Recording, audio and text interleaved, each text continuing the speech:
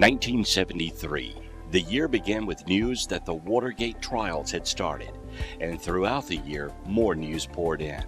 Along with historical news came various UFO sightings that marked the beginning of a UFO flap. In ufology, a flap is defined as a period of increased UFO activity. Multiple sightings were reported in 1973, culminating with major historical encounters by the fall of the year. 1973 would come to be known as a major year for UFO activity.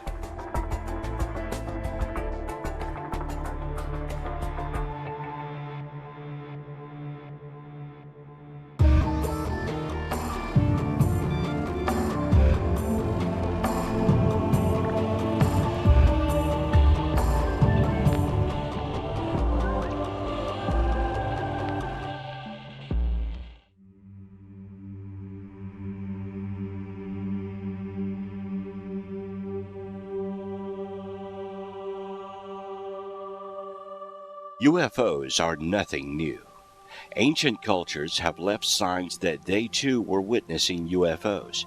It's entirely possible that we have been visited multiple times in our history. The modern era of UFO history began in the 1940s with a steady stream of UFO reports continuing since. Each time there is an increase in UFO activity, it's called a flap. And 1973 is one of the most active flaps ever to be investigated. While UFO reports were pouring in during 1973, major historical events were transpiring around us. Monumental historical events filled our television screens almost daily. A recap of 1973 reads like a page from the history books. It was a year of turmoil in the United States and worldwide.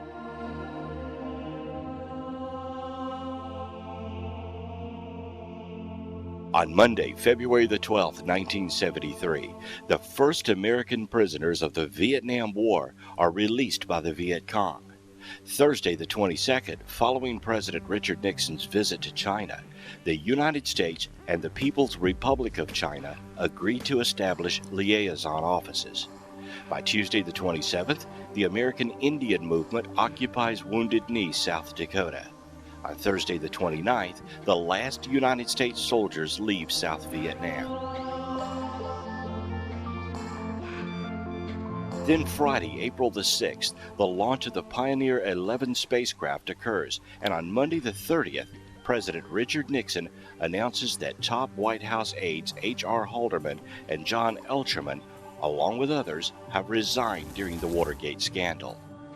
Had we not had secrecy, had we not had secret negotiations with the North Vietnamese, had we not had secret negotiations prior to the Soviet summit, had we not had secret negotiations over a period of time with the Chinese leaders, let me say quite bluntly, there would have been no China Initiative, there would have been no limitation of arms with the Soviet Union and no summit. And had we not had that kind of security and that kind of secrecy that allowed for the kind of exchange that is essential, you men would still be in Hanoi rather than Washington today.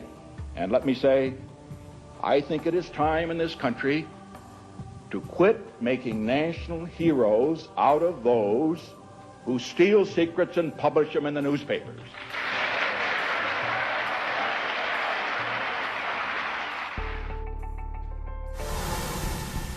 Then Tuesday, May the 8th, a 71-day standoff between federal authorities and the American Indian Movement members occupying the Pine Ridge Reservation at Wounded Knee, South Dakota, ends with a surrender of the militants. Later on Monday the 14th, Skylab, the United States' first space station, is launched. It's the last launch of the Saturn V rocket. Thursday the 17th, the Watergate scandal hearings began in the United States Senate and are televised nationally. By Tuesday, June the 26th, the media reports 9 people have died at an explosion of a Cosmos 3M rocket at Plastic Cosmodrome in Russia. Monday, July the 16th, former White House aide Alexander P. Butterfield informs the United States Senate subcommittee investigating the Watergate scandal that President Richard Nixon had secretly recorded potentially incriminating conversations. On Wednesday, September the 26th, the Concorde makes its first nonstop crossing of the Atlantic in record-breaking time.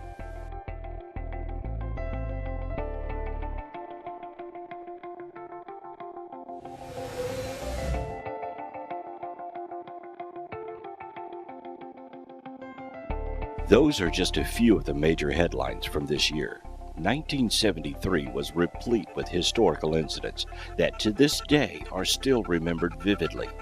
During this time, UFO reports and sightings were a persistent and steady reminder that we are not alone.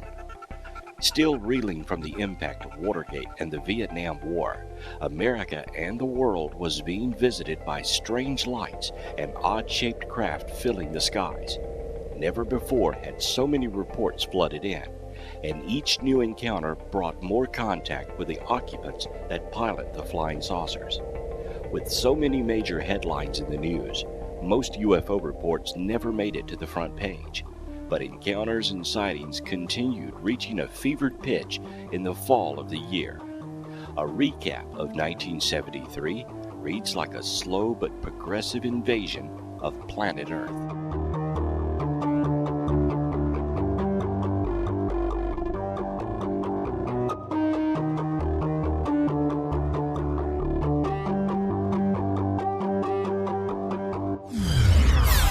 January the 2nd, 1973, in Santa Ana, California, at least 8 witnesses observed a large oval-shaped object with a dome on top hovering over the town. Witnesses reported that at times the object appeared to hover as low as 200 feet from the ground. The witness described the object as metallic, silvery gray in color, elliptical in shape like 2 saucers fastened rim to rim. After hovering for about 7 seconds, the object sped towards the southwest at terrific speed. January and February of 1973, in Cherokee County, South Carolina, the police department received so many UFO sighting reports that they stopped sending cars out to investigate. The sightings reported to police were in the hundreds. The objects described as cylindrical, cigar-shaped, triangular, and round like a saucer with a cabin on top. By the end of February, skywatching had become so popular that on one night more than 50 cars were parked along the roadside in hopes of catching a glimpse of the object.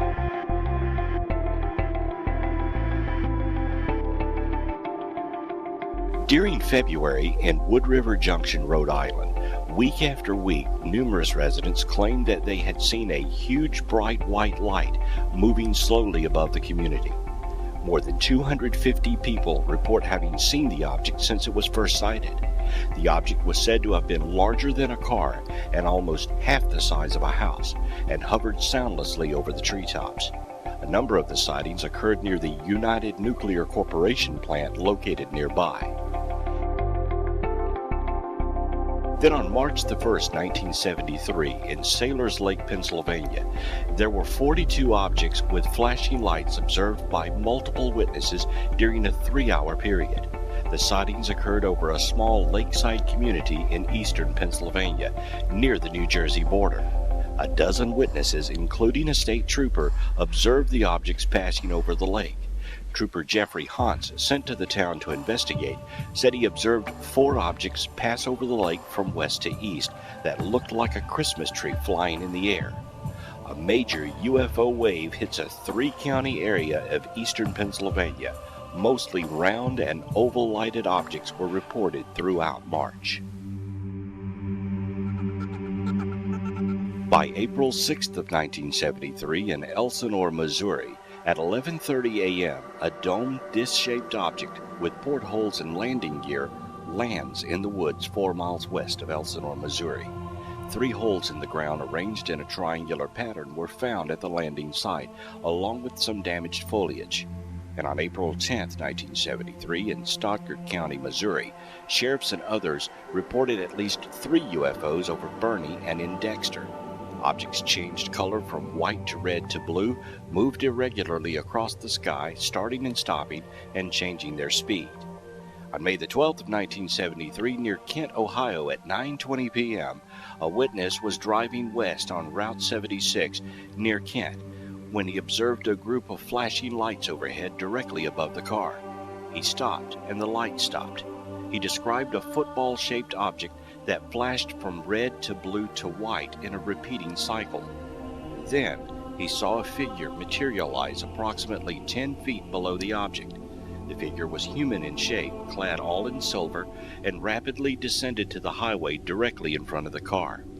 The figure stood rigidly in a position looking to the right, then turned its head to the left and looked at the witness. After about 30 seconds, the figure again ascended rapidly. It was shaped exactly like a human, but was entirely silver in color, lacking hair, eyes, and ears. By the summer of 1973, UFO reports continued. On June the 2nd, in Divernon, Illinois, a UFO with a series of bright running lights similar to aircraft lights was seen. A large orange-red light was turned on beneath the UFO, which lit up the entire landscape. On July the 13th, in Emden, Missouri, at 3:30 a.m., a witness arose when the dog began barking. The UFO was described as egg-shaped or oblong, about the size of an average car. It had a three-dimensional appearance, like you could look through it or right into it. The outside was orange, and toward the center it was brighter and a slightly different color. Then from August to October, there were a flurry of sightings in Alabama, Georgia, Louisiana, and Mississippi, witnessed by local and state police and many others. Fast-moving oblong objects with bright flashing or revolving lights.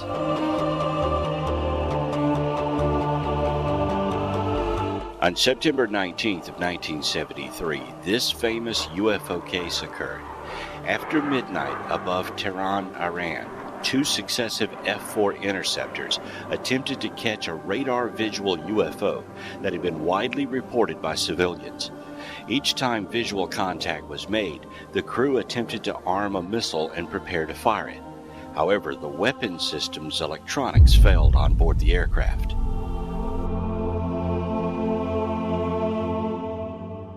Worldwide during 1973, UFOs were also being reported. Spain experienced a major flap along with Brazil, Belgium, and Australia. And on September the 20th of 73, the 59th day of flight of Skylab 3, astronauts witnessed and photographed a strange red object. Not more than 30 to 50 nautical miles from them, Alan Bean, Owen Garrett, and Jack Lossman reported the object was brighter than any of the planets.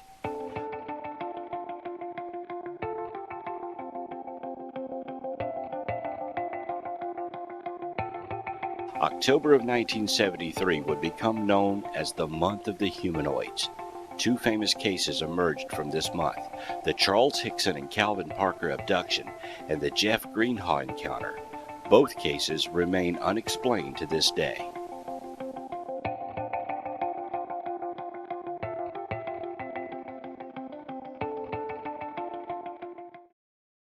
On a cool autumn evening in the South, many residents were thinking of the upcoming Mac Davis concert or football games. No one expected a UFO invasion. That would change on October 10, 1973. 15 different people, including 2 policemen, reported seeing a large silver UFO slowly fly over a housing project in St. Tammany Parish, New Orleans. The next day would be a day to remember for 2 fishermen in Pascagoula, Mississippi. It was the night of October 11, 1973. Charles Hickson went fishing with 18-year-old Calvin Parker from a pier at Shaw Peters Shipyard. The spot was an abandoned shipyard along the Pascagoula River at the southeastern tip of Mississippi. The 2 men intended to test some new fishing equipment, but had little success and were about to look for a better place. At 7 p.m. on this dark night, they directed their attention to a loud zipping sound coming from behind them. They turned around to see the source of the sound and were amazed and also terrified to see a gray-domed football-shaped or egg-shaped object surrounded by a blue glow hovering towards them. And as I turned around from the pier and looked, something had come almost to the ground. It was hovering probably 2 foot, 18 inches or 2 foot from the ground, and I assume Calvin had heard the noise at that time. He turned to look, and there was some kind of door, a sliding door, I suppose, that came into the end of the craft that was toward us, and a very brilliant light came out of the craft. And I didn't know what to do. It startled me at first. I couldn't make out what it was. And about that time, there was three things began to move into the doorway. They came out the beam of light, came right up to Calvin and myself, and one took hold of this shoulder and one of this shoulder, and I seemed to rise up from the ground about the height that they were, and we proceeded to go into the craft. At this time, I saw Calvin, one had taken hold of him, and I saw him go limp, and I didn't know at that time, but he had fainted, he had passed out. But anyway, they continued to carry me aboard this craft, and as we went in the doorway, into the light in the room, compartment, it appeared to me that it was round, and light was glowing from the overhead, from the floor, and from the walls. It was so bright I couldn't see anything at that time. But we seemed to stop about the middle of the room, and they left me. By this time I couldn't do anything because I couldn't move. The only thing I could move was my eyes. And I could tell that they had released me, but I still wasn't touching anything that I could tell. But something in front of me, in the wall in front of me, it seemed to come out of the wall. It was probably this big.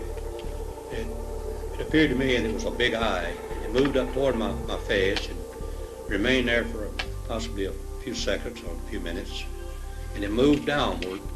And I'm having to assume that it went under me and came up the backside, because the next time I saw it, it come over my head, came back in front of me again, remained there for a few minutes, and moved back into the wall and disappeared into the light. But at that time, that was all that I could see in the room.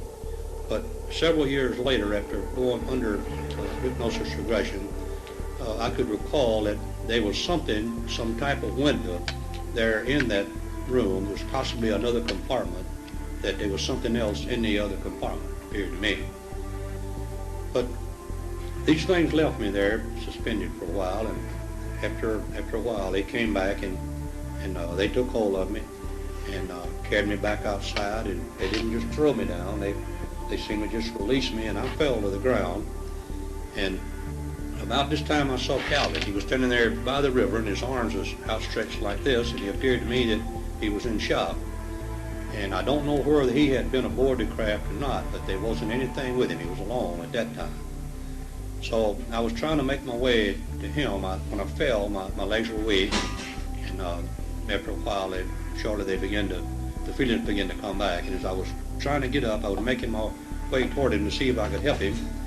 And when I reached him, he didn't even realize who I was. He was going in shock.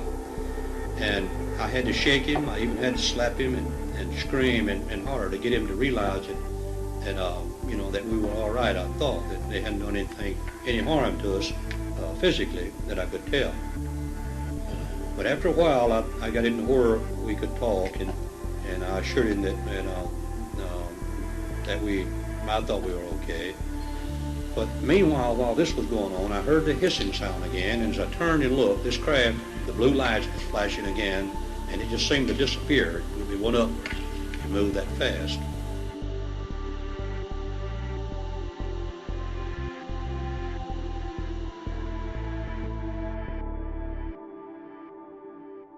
Their heads were fixed directly to the shoulders. They had no neck, and their noses came to a point about 2 inches long. For ears, they had something similar to the nose. The mouth was just a slit. The arms looked like human arms, but long compared to body proportions. The hands were like mittens, and there was a thumb. Their legs remained together, and the feet looked like elephant feet. The entire body was very wrinkled, and Hickson stated that they could have had eyes, but he could not tell because of the wrinkly skin. The beings were a little over 5 feet tall. So after we talked the thing over a little while, we decided we wouldn't tell anyone. We didn't know what it was or what it could have been there for. But the more I thought about it, I thought it might be a threat to our country. So we stopped at a payphone on the way home, and I called the Keesler Air Force Base in Biloxi, which is only about 30 miles from there. And briefly, I was telling what happened, and they stopped me and told me that they didn't handle those things. We would have to go through the sheriff's department. Well, we talked about that, and certainly we didn't want to go to the sheriff's department. We didn't want to be called crazy or nuts in the neighborhood there. But again, we talked about it, and I just couldn't keep it. I didn't think I could keep it to myself. It was so, something happened. So we called the sheriff's department, and I talked to the sheriff, Fred Diamond. Excuse me. And he asked us to remain there, that he would send a couple of deputies over to talk with us. So after a few minutes, they arrived, and I think they at first thought we were nuts, but after they begun to realize that something had happened to us, they asked us would we follow them to the sheriff's department to discuss it. So we followed them in our car to the sheriff's department, and after talking with them several hours, they were finally convinced that something did happen. And I think what probably convinced them that something had happened to us, when we first went in the sheriff's department, they removed Calvin to a room by himself and me in a room by myself, and interrogated us, you might say. And later they came back and brought Calvin in the room with me, and they went out to get some coffee. And we didn't know they had left a tape recorder going in a desk there, and they had taped our conversation. And I think after listening to that they convinced them that something had happened to us. I'm telling you, man, that's something like that to scare you slowing down to death, Jesus Christ. You hear about something like that, but you can't believe it. Yeah, you hear about it, I know, Calvin, I know, but... There is something the United States can have up there. No, something's good to me. They wouldn't have done no good. Not what we see, though. Not what we see. It's something, and the Air Force and all know it's up there, too, see. And this ain't going to be the only time this going to happen again. And until they... This season, I'm like had a heart attack tonight, ain't she? No, I know. I'm one down each I know that scared me to death, too, something. I'm just laying there crying right now, and I can't tell you. I know, but it's something that you can't get over in a lifetime, see. Jesus Christ. Most of them bad back, nobody believes. And I thought I had been through enough of hell on this earth, and now I have to go through something like that, see. But they could have, I guess they could have harmed us, son. They had us, they could have done anything to us. They didn't hurt me. Right, why they just picked us up? I don't know.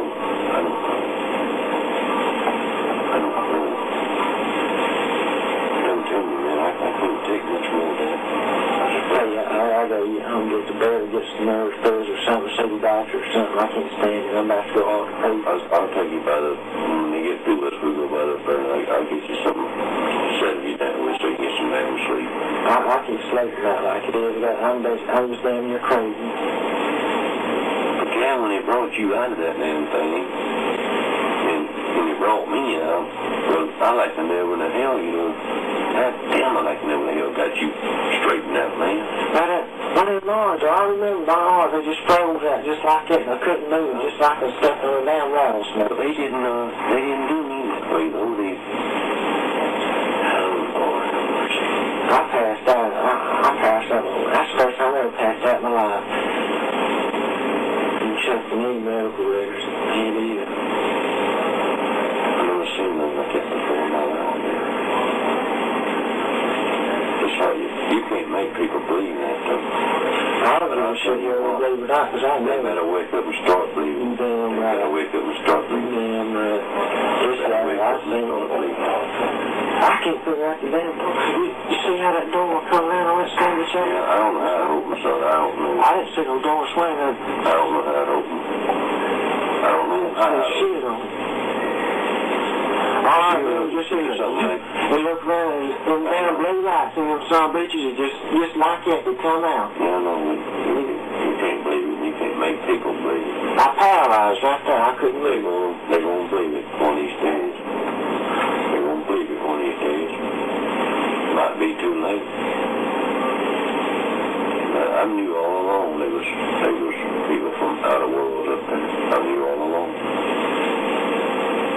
thought it would happen to me.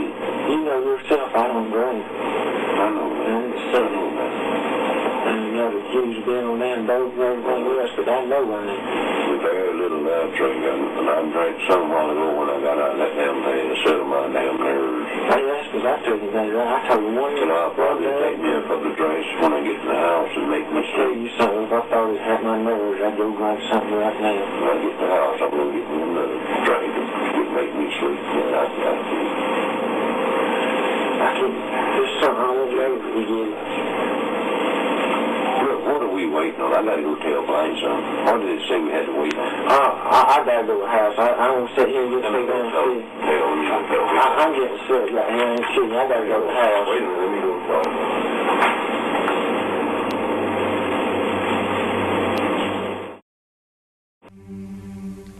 So I asked the sheriff that night that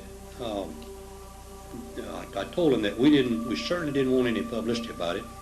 That I had a position in the shipyard, that I had to be back at work that morning. It was almost time to go to work at that time. But anyway, he assured me that there would be no publicity about it at all. And I went home that night or that morning believing that. And I had reached the shipyard after going home and having coffee about all the time I had thing to do. But I went to work that morning, and after reaching the shipyard, and I proceeded to get my people to work and come back to my office. My telephone was ringing, and it was some news media in Jackson, Mississippi, wondering what had happened to Calvin and myself the night before.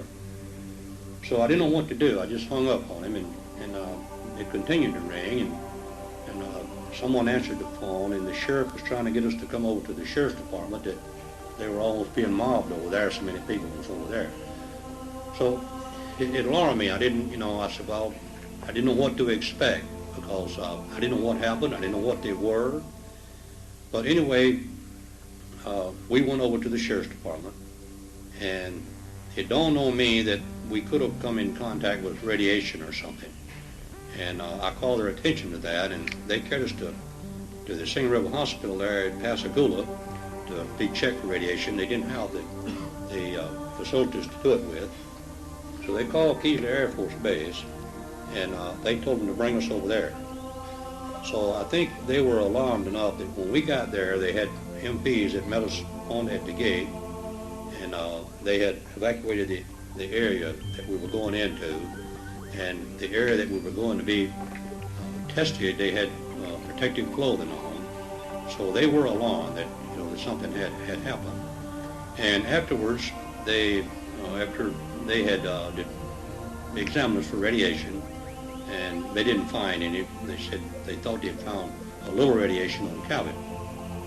But anyway, we went into a meeting with the top brass at Keesler Air Force Base, and I could tell in the questions that they asked us, they were quite concerned that they had asked a lot of those questions before and probably had answered similar to those before.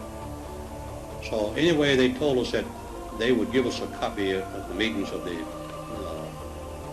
that we had there, and they never did. They classified it as classified material. But later on, I obtained a copy of it from a mutual friend, from a colonel that had retired there at the Air Force. But they were quite concerned. Keesler Air Force Base was.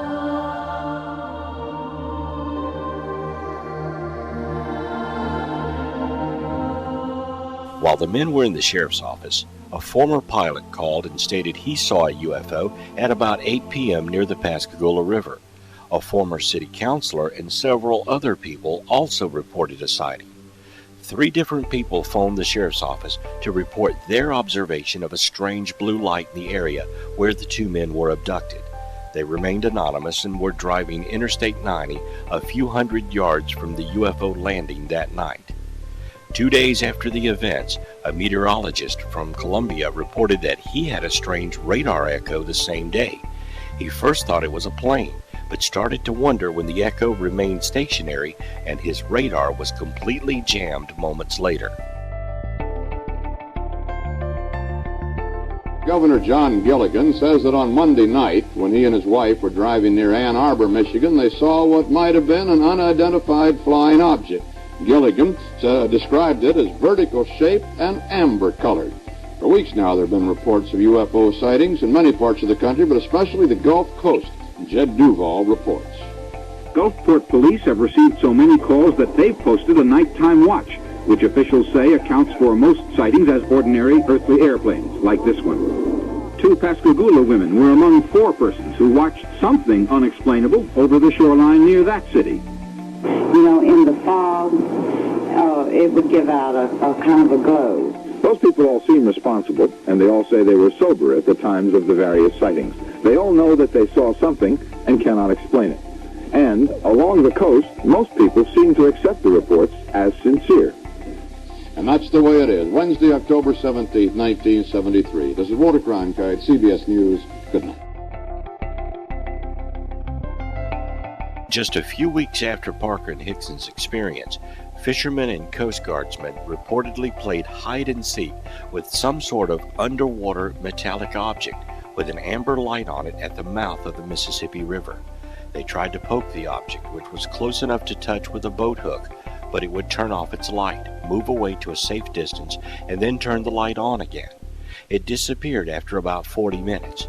The U.S. Navy studied the case without reaching a clear conclusion or finding any explanation. The shipyard was swarming with reporters as news of the abduction had leaked out. Keesler Air Force Base was contacted, and the 2 men were taken there where a group of doctors under security conditions examined Hickson and Parker. Their medical report indicates that both men were in a severe state of mental stress due to a traumatic experience, and that the men's report is probably correct, that no radiation exposure was found. Then the 2 were interrogated by the entire base command about the encounter.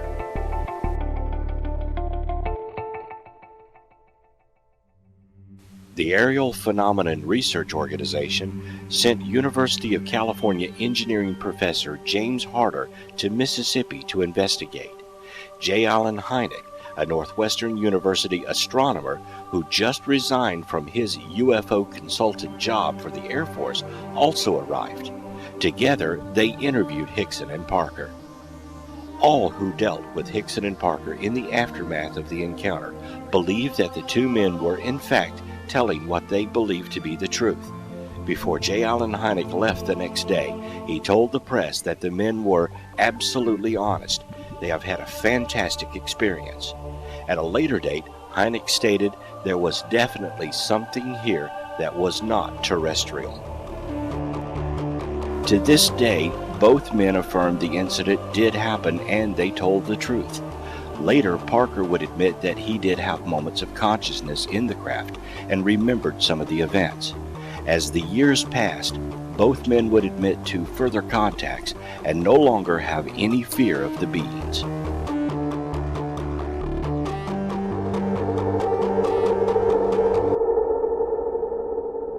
By October 17th, more aliens were being seen in the South.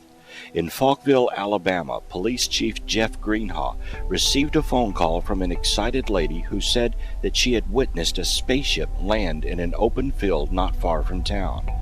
Greenhaw went to investigate and took his Polaroid camera.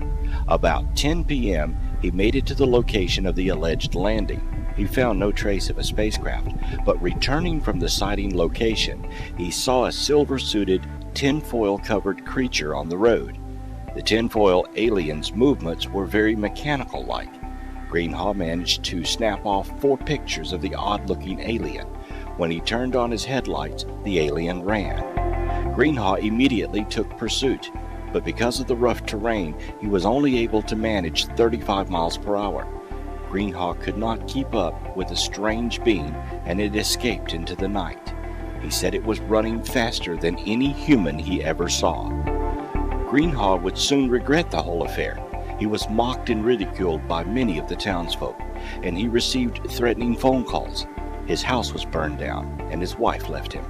About a month after the incident, the town council fired him. Greenhaw eventually regained a normal life, but he would always regret the night he met the alien. It should also be noted that on this same date in Loxley, Alabama, Clarence Patterson claimed he and his pickup truck were sucked up into a huge cigar-shaped object with a green light. He claimed he was pulled out of the truck by about 6 robot-like beings who he thought could read his mind. He noted a sulfury smell and lost time, then found himself back on the highway going about 90 miles per hour. Patterson estimated he may have been on board for about 30 minutes.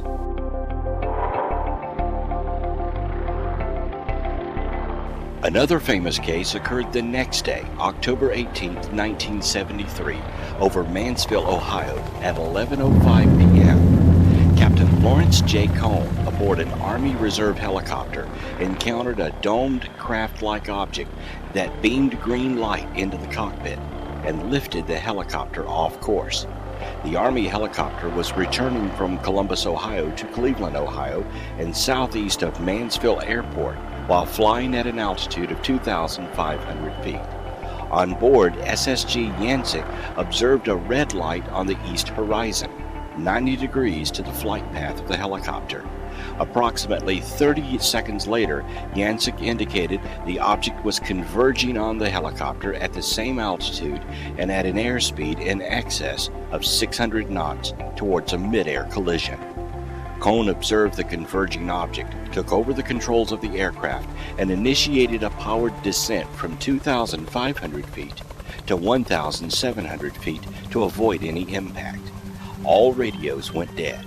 The crew expected impact, but instead, the object hesitated momentarily over the helicopter, then slowly continued on a westerly direction, accelerating due west of Mansfield Airport, then turning 45 degrees to the northwest.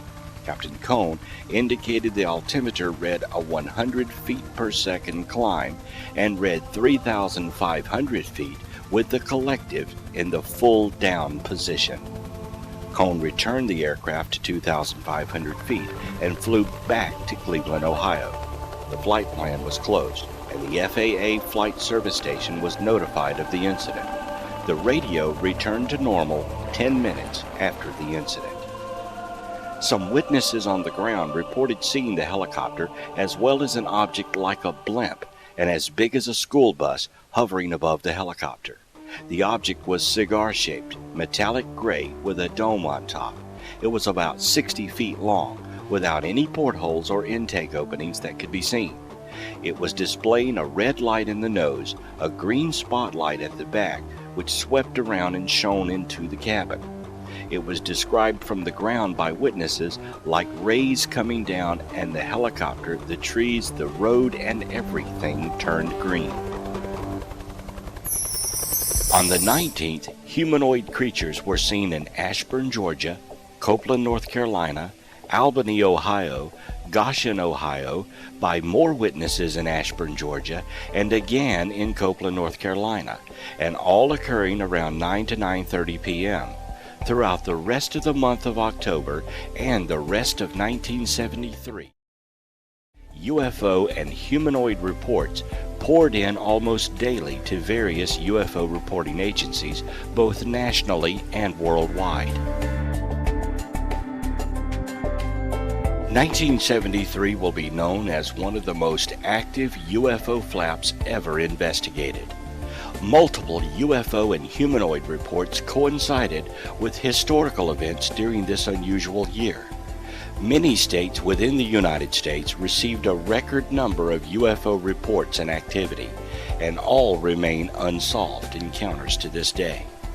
The FBI was asked to investigate and refused involvement in the UFO phenomenon. Local authorities were ill-equipped to handle the reports, and many simply stopped investigating them. As one police officer stated, "Chasing lights in the sky is not our job. Let the Air Force do that." The military had officially ended their involvement in 1969 with the closure of Project Blue Book. However, it is known now that they continued to focus on UFO activity. On November 28, 1973, a Gallup poll showed that 51% of Americans believe UFOs are real, 11% claimed a personal sighting, and 93% were aware of the subject matter. If the UFOs did anything at all, they made themselves aware to the general public. After 1973, UFOs would appear more and more in popular culture, and sightings would never cease. Though UFOs had been around since man could document them, 1973 heralded a new awareness of the phenomenon and would mark a new increase in UFO popularity. It was the year of one of the largest UFO activity flaps ever to go on record, and it was not solely an American phenomenon. Worldwide, UFOs were being seen and reported. There are far too many cases to report in one program, but several stand out. February 2nd, 1973, in Auckland, New Zealand, at about 2 a.m., an intense blue-white light paced a Grand Commander aircraft for 20 to 25 seconds. The navigation instruments malfunctioned. Captain Peter Telling, flying the aircraft at an altitude of 10,000 feet over the Uhura Beacon area, thought he had a fire in his starboard engine.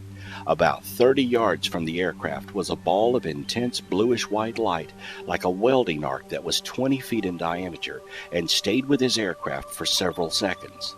All of his instruments rotated wildly during the encounter. A bright yellow sphere hovered low over the road on February 9th in St. Albans, United Kingdom. The witness's engine restarted by itself when the UFO departed. May the 22nd, in Itajambi, Brazil, witnesses saw an oval object hovering overhead. They felt heat as a blue light beam shone onto their car. On May 23rd in South Australia, a round spinning UFO with red, green, blue, and purple lights buzzed a car with 3 teenagers in Mount Gambier at 7 p.m., terrifying them. In an undulating course, the UFO first hovered, then came straight at their car. It flew up and over them and passed low over the other side, then flew away.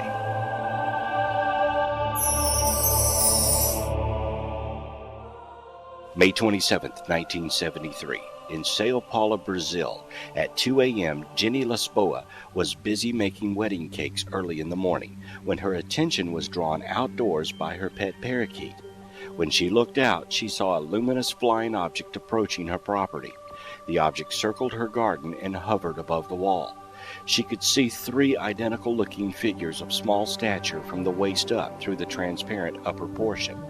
Each one was directing a beam of light down as if searching for something. Then their beam struck the witness, paralyzing her. She called her neighbor, but the object departed. When her neighbor arrived, she found Ms. Lisboa's face was swollen and her eyes bloodshot. Her body was painful, particularly in the joints and especially in the knees. Her eyesight worsened after the experience to the point where she was forced to wear corrective lenses for the first time in her life. Also, her previous medical condition of hypertension seemed to have been improved to the degree where she was able to drop all previous anti-hypertensive medication.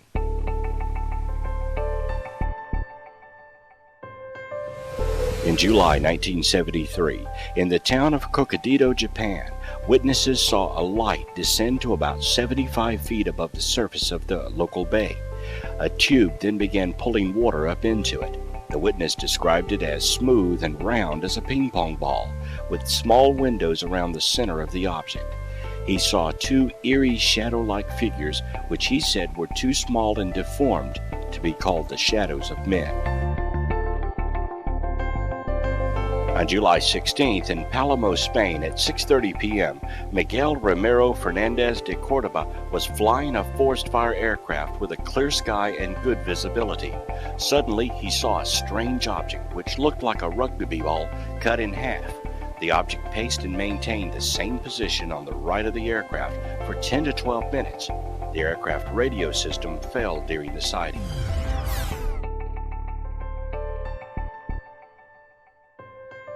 Throughout modern history, UFOs have played a prominent part in our society. Foo Fighters were seen during World War II. Small metallic spheres and colorful balls of light were repeatedly spotted and on occasion photographed by military air crews around the world during the war. The modern study of UFOs began with the first officially recorded UFO sighting by Kenneth Arnold on June 24, 1947, while flying his private plane near Mount Rainier, Washington. He reported seeing 9 brilliant objects flying across the face of the mountains.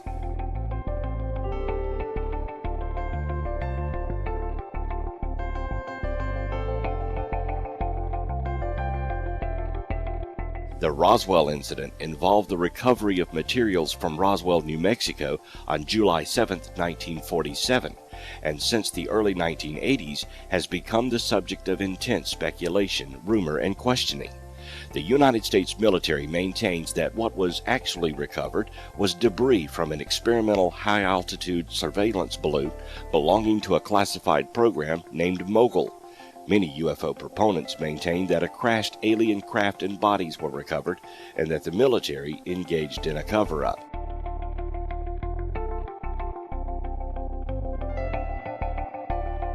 In 1950, the United States Air Force sent a fighter pilot, Captain Thomas F. Mantell, to investigate a UFO sighting over Fort Knox, Kentucky. The pilot was killed while pursuing the UFO. The Carson Sink case was a famous UFO incident that occurred over the Carson Sink in western Nevada in the United States on July 24, 1952. The two pilots who witnessed the incident were Lieutenant Colonel John L. McGinn and Lieutenant Colonel John R. Barton, both veteran flyers with distinguished military careers. The UFOs were bright silver in color with a delta wing airfoil, but without tails or flight canopies, which every known aircraft possessed. August of 1955, in Hopkinsville, Kentucky, a group of strange goblin-like creatures were reported to have attacked a family while the family shot at them. The case remains unexplained to this day. The Kecksburg UFO incident occurred on December 9, 1965, at Kecksburg, Pennsylvania. A large, brilliant fireball was seen by thousands in at least 6 states and Ontario, Canada. It streaked over the Detroit, Michigan, Windsor, Ontario area, reportedly dropped metal debris over Michigan and northern Ohio, and caused sonic booms in western Pennsylvania. Eyewitnesses in the small village of Kecksburg, about 30 miles southeast of Pittsburgh, claimed something crashed in the woods there.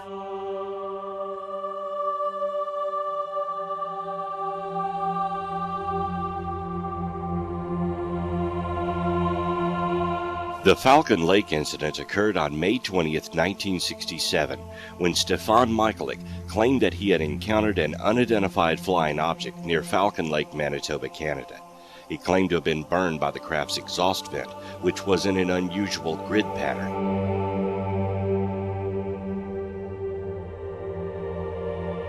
Charlie Hickson was right when he said it would happen again.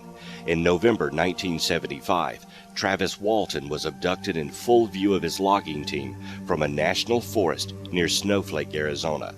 He was kept for 5 days and returned. The Walton case received considerable mainstream publicity and remains one of the best-known instances of alleged alien abduction. The Val Johnson UFO incident occurred in 1979 in Marshall County, Minnesota. Val Johnson, a Marshall County deputy sheriff, was on patrol in a rural area when a strange light struck his patrol car. The deputy suffered eye problems similar to mild welder's burns from the UFO encounter. The Cash Landrum incident was a reported unidentified flying object sighting in 1980, which the witnesses insist was responsible for damage to their health. It is one of the very few UFO cases to result in criminal court proceedings. The Rendlesham Forest incident is the name given to a series of reported sightings of unexplained lights and the alleged landing of an extraterrestrial spacecraft in the Rendlesham Forest, Suffolk, England, in late December 1980. It is perhaps the most famous UFO event to have happened in Britain, ranking amongst the best-known UFO events worldwide. Watch, straight ahead off my flash back there. So there it is. Hey, I see it too. What is it? We don't know, sir. Can I get some? Yeah, it's a strange, small red light. You'll see out maybe a quarter to half mile, maybe further out. And in 1996, Brazilian mass media was saturated for some time with speculation, rumors, and accounts regarding UFOs and strange creatures. a soldier, Marco El Sharis, was said to have died under mysterious circumstances related to the UFO affair. As the end of 1973 drew near, UFO reports continued to pour into various reporting agencies, and then, just as subtle as it had begun, the reports reduced. The flap was over. UFO sightings would return to its normal, steady pace. In years to come, more flaps would occur, driving awareness of UFO activity up. One can only speculate on the reasons why some years have an increase in UFO activity. Are they watching us as we watch history in the making? Are they using our own history as a backdrop to further make themselves known?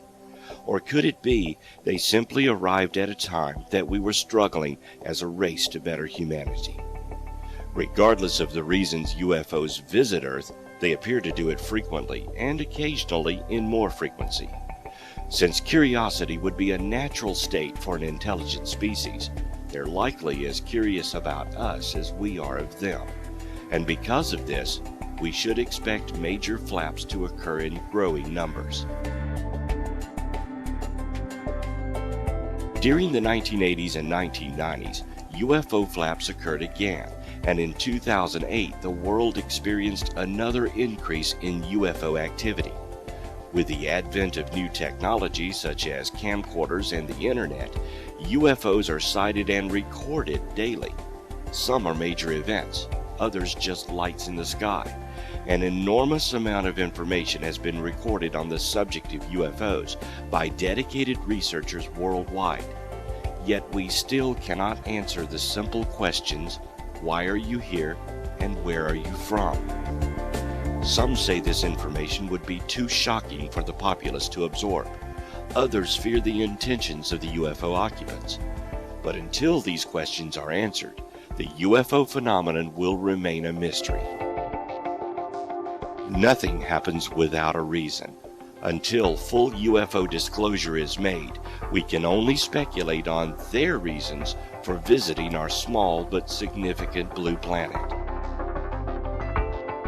As we venture further into space, perhaps they are returning the favor.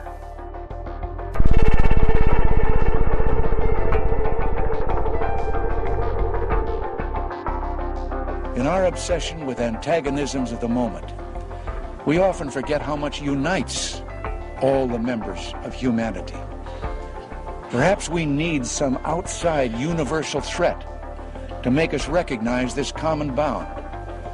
I occasionally think how quickly our differences worldwide would vanish if we were facing an alien threat from outside this world.